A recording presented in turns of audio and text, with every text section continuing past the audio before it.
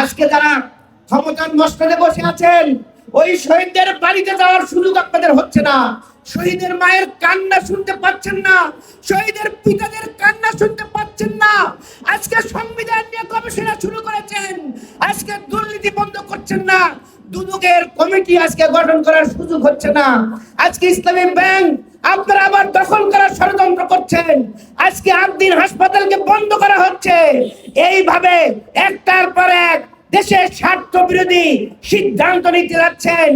আর ওই স্বরাষ্ট্রমন্ত্রী মহোদয়কে বলবো, আপনার মন্ত্রণালয়ের খবর নাই, আপনি ধর্ম মন্ত্রণালয়ে কথা বলেন, আপনি শিক্ষা মন্ত্রণালয়ে কথা বলেন, আপনার আইন শৃঙ্খলার কোনো খবর নাই।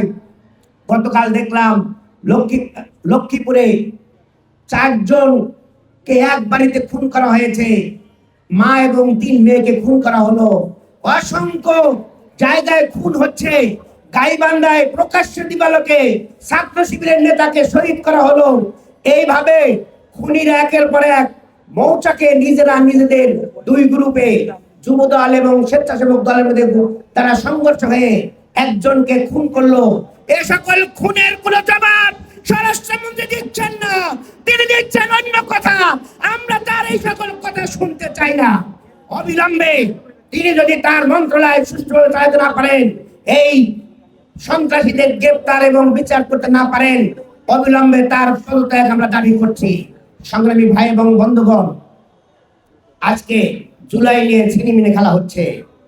কয়েকদিন পরে আমরা জুলাইয়ের মাস গোনা শুরু করব। আজকে জুলাইকে ভুলিয়ে দেওয়ার জন্য নানান ধরনের ষড়যন্ত্র করা হচ্ছে। আমরা বলতে চাই, আমাদের প্রিয় ভাই শহীদ ওসমান হাদি বলে গিয়েছেন, জান দেব তবু জুলাই দেব না। আমরা আজকে পুনর্ব্যক্ত করছি, জুলাইকে ভুলে দেওয়ার জন্য যে কোনো ষড়যন্ত্র আমরা নস্যাৎ করে দেব।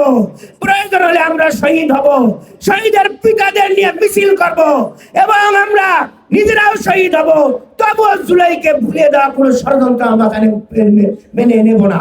সংগ্রামী ভাই এবং বন্ধুগণ, অবিলম্বে জুলাইয়ের শহীদের বিচারের অগ্রগতি আমরা দেখতে চাই। আমরা নির্বাচনের আগে যে ধরনের বিচার প্রক্রিয়া দেখেছি, নির্বাচনের পরে সেই বিচার প্রক্রিয়া আমরা স্লট দেখতে পাচ্ছি, নীরবে কমিয়ে দেওয়া হচ্ছে। এই ধরনের ষড়যন্ত্র আমরা মেনে নেব না, বাংলাদেশের মানুষ মানবে না। অবিলম্বে ওই শেখ হাসিনা সহ ওই দুর্বৃত্তদের বিচার করে তাদের দৃষ্টান্তমূলক শাস্তি দিতে হবে। ভারতের উদ্দেশ্যে বলতে চাই, আপনারা যদি আমাদের প্রতিবেশী হয়ে থাকেন, আজকে আপনারা বিভিন্ন সীমান্ত দিয়ে